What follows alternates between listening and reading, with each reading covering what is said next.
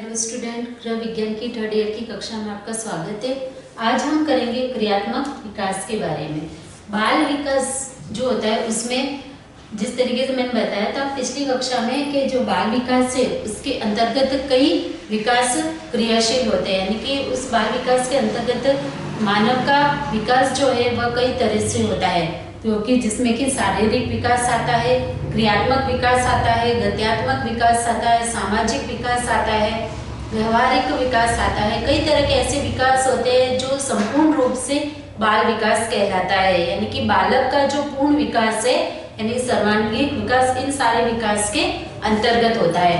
तो आज जो हम करेंगे क्रियात्मक विकास, यानी कि वह बाल विकास जिसके अंतर्गत हमारी शारीरिक जो क्रियाएं होती है, यानी कि शरीर जो गतिशील होता है उसके अंतर्गत कौन कौन सी क्रियाएं होती है, उन सारी क्रियाओं का जो विकास होता है वह कहलाता है क्रियात्मक विकास कहलाता है। ये जो क्रियात्मक विकास है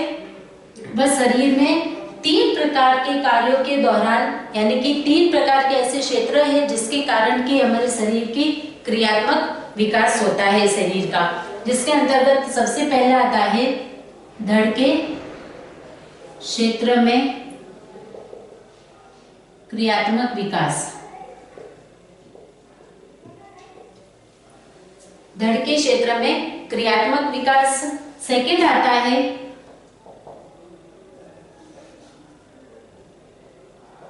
हाथ से पकड़ने की क्रिया, और थर्ड आता है चलने की क्रिया में क्रियात्मक विकास।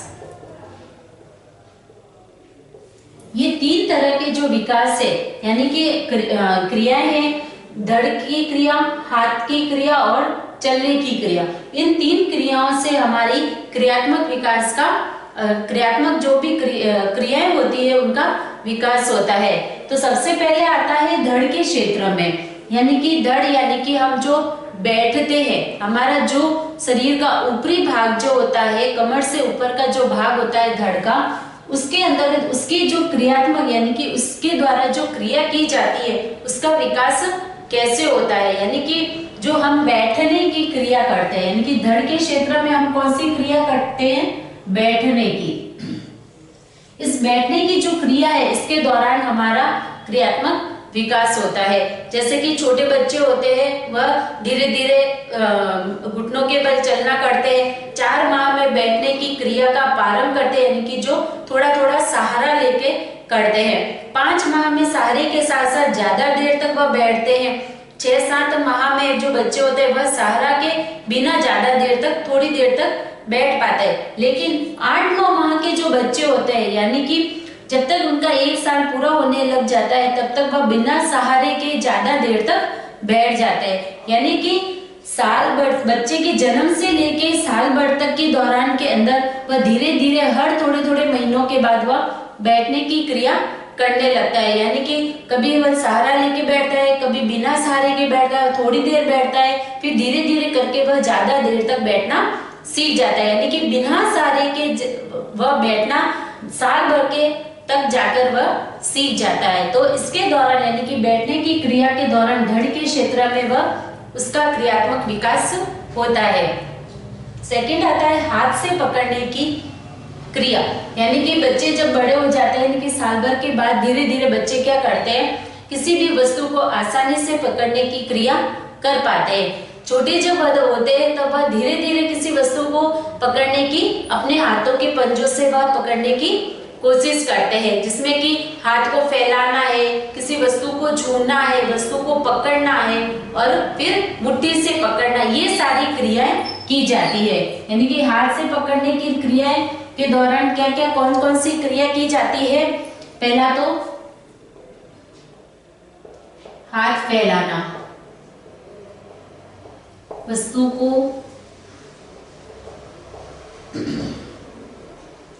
हाथ फैलाना, वस्तु को पकड़ना,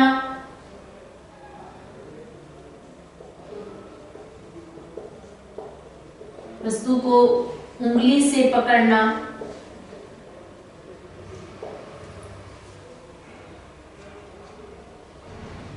मुट्ठी से पकड़ना, ये सारी जो क्रियाएं हैं, ये सारी क्रियाएं किसके अंतर्गत आती है? हाथ से, हाथ की जो क्रियात्मक विकास होता है उसके अंतर्गत इन सारी क्रियाओं का किया जाता है। हाथ फैलाना, यानी कि पंजों को फैलाना किसी वस्तु को पकड़ने के लिए, फिर वस्तु को पकड़ने की कोशिश करता है। कई बार होता है वह उंगलियों से वस्तु को छूने की कोशिश करता है और फिर उन वस्तुओं को, खिलौनों को मुट्ठी में, अपनी मुट्ठी में दबाकर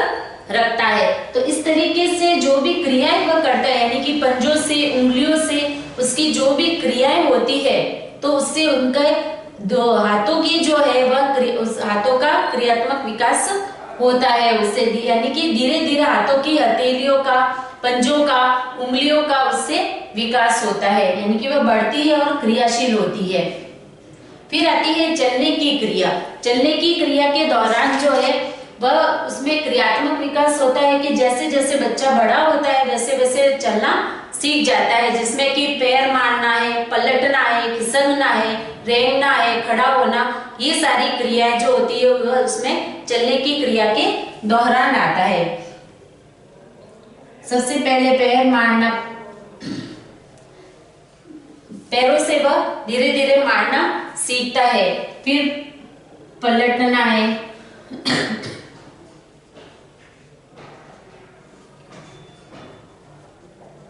खिसकना, पलटना, रेंगना,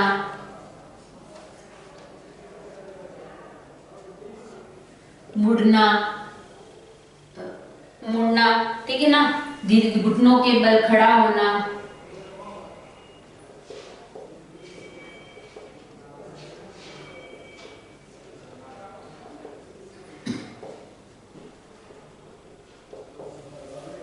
फिर चलना। ये सारी जो क्रियाएं होती है वह चलने की क्रियात्मक विकास के अंतर्गत होती है। तो सबसे पहले आता है पैर मारना, यानी कि जो छोटे बच्चे होते हैं जन्म के समय वह क्या करते हैं, गर्भावस्था के समय भी ये बच्चे पैर से अपनी, यानी कि हाथ पैरों को जो हिलाते हैं, मारते हैं, वह वाली क्रियाएं करते हैं, जिससे कि उनके हाथ पैरों का विकास होता है। हाथ पैर मारकर फिर वह धीरे धीरे पलटना, खिसकना ये सीख जाता है, यानी कि अपने पैरों से वह आगे की तरफ खिसक खिसक कर बढ़ने की कोशिश करता है। फिर रेंगना, यानी कि वह रेंगता हुआ भी कई बार पैरों के बल चलता है, वह मुड़ता है पैरों से, पैरों को ऊपर करके खिसका कर वह मुड़ने की कोशिश करता है। घुटनों के बल वह खड़ा होना या घुटनों के बल वह खिसकने की कोशिश करता है, यानी कि आगे की ओर बढ़ने की वह कोशिश करता है। और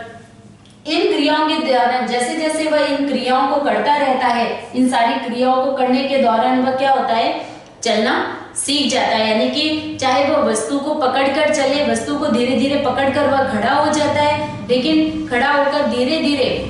कुछ महीनों में, साल भर के बाद वह क्या होता है, चलना शुरू कर देता है, यानी कि बिना सहारे के भी वह चलना शुरू कर देता है। ये जो चलना है वह इन सारी क्रियाओं को लगातार, यानी कि ये सारी जो भी क्रियात्मक विकास होते हैं उसमें, इन क्रियाओं के दौरान, उसके कारण वह धीरे धीरे उन क्रियाओं में इम्प्रूवमेंट करके और वह चलना सीख जाता है। शुरू में वह, उसको सहारे की जरूरत होती है, थोड़ी देर चलता है, फिर गिर जाता है, फिर उसको उंगली, कई बार उंगली पकड़ के चलता है, कई बार वह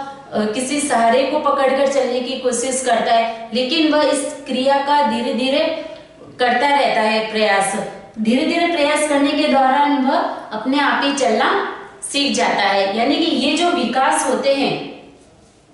ये सारी क्रियाएं चलने की क्रियात्मक विकास के अंतर्गत आती है, यानी कि इन सारी, बैठने की, हाथ फैलाने की, वस्तु को पकड़ने की, वस्तु को उंगली से पकड़ना, मुट्ठी में करना, पैर मारना, पलटना, खिसकना, रेंगना, घुटनों के बल खड़ा होना और चलना, इन सारी क्रियाओं के दौरान हमारा धड़ का, हाथ का और चलने का क्रियात्मक विकास होता है, जिसके कारण की क्रियात्मक विकास